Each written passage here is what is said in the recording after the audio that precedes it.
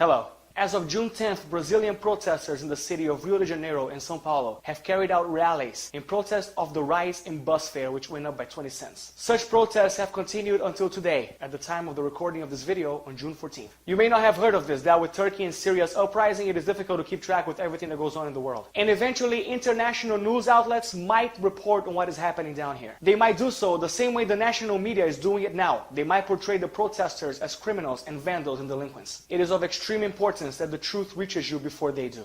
The recent uprising that is spurring in Brazil is not an act of unwarranted violence, and it is not gratuitous vandalism. It is the result of what happens when a society is forced to put up with the ludicrous, nonsensical laws that are created only to benefit the lawmakers themselves, and which result in a wealth and social gap so outrageous it would be cause for hilarity if it weren't true. Some of the policies proposed and approved by our representatives are as follows. And I assure you, as incredible as they may appear, I am not making them up. They are real and they are being exercised right now. Politicians have awarded themselves the privilege of receiving up to 3 extra months of salaries. So after resuming their year's pay in their December salary, they are paid thrice more, as if their year had 3 extra months. And their salary, by the way, is about 17,000 reais per month, while minimum wage stands at 600. Politicians have also awarded themselves privileges for paid expenses, such as air tickets, ranging from 10 to 22,000 reais. Government-provided housing expenses to the tune of 3 to 4,000 reais. Private phone expenses for up to 1,000 reais per month, as well as an amount between 60 and 82,000 reais of spending money, which they then can use in order to pay off whoever they claim is necessary for them to conduct their daily functions. Politicians sometimes take advantage of this by hiring friends and relatives for completely made-up positions, professions that don't exist,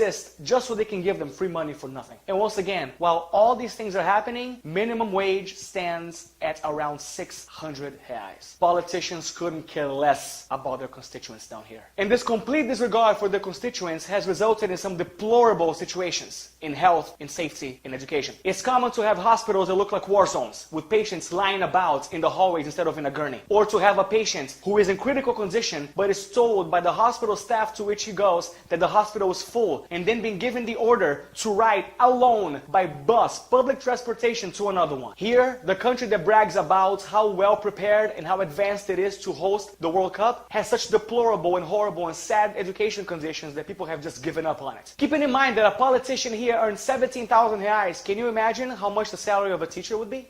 800.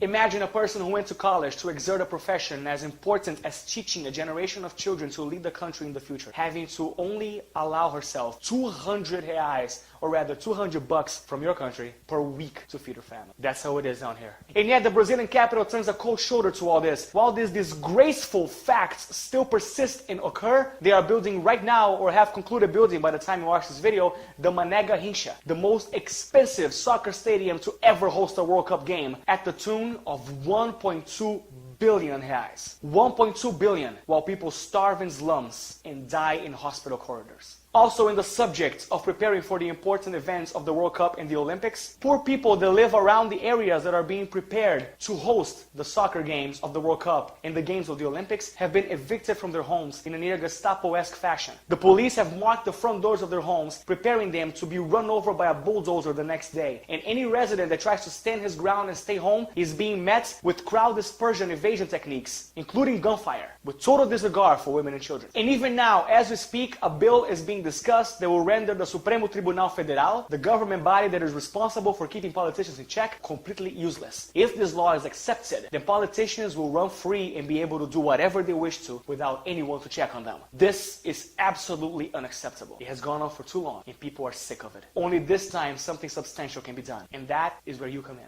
In 2014, Brazil will host the World Cup. 2016, the Olympics. The two most prestigious and renowned athletic events in the world. Brazil cannot afford to have its reputation smeared now. If there is a worldwide outlash against the things that are happening here, the people in control will be forced to do something about it. Under the threat of a besmirched reputation and international pressure, Brazil will be forced to change. We're not asking you to do too much. Just please post something about the facts we have just told you in your Facebook wall or Twitter feed. Also, if you want to research in the internet to see if what I'm saying is true, go ahead and do so. As well as the recent riots that are happening in Brazil, in the cities of Rio de Janeiro and São Paulo, you can research them as well and talk about them. Write about them in your Facebook wall and your Twitter feed, along with the hashtag #ChangeBrazil. Then tell your friends about this video and share it. Continue sharing it on Facebook, on the Facebook wall and the Twitter feed. In fact, I would like to beckon every vlogger that exists in Brazil that may see this video, and by extension every vlogger in the world that sees this video, to talk about these issues. You don't have to talk about this video in particular, or talk about me or the channel if you research whichever it is, but please make some noise about what is going on down here. If you wish to help spread the hashtag below, feel free, it would be awesome, but if not, whatever. Just please make some noise. Something great might be happening here now. Please make it so that we don't let this moment pass us by. The people are always more powerful than the government chosen to preside over them. Always.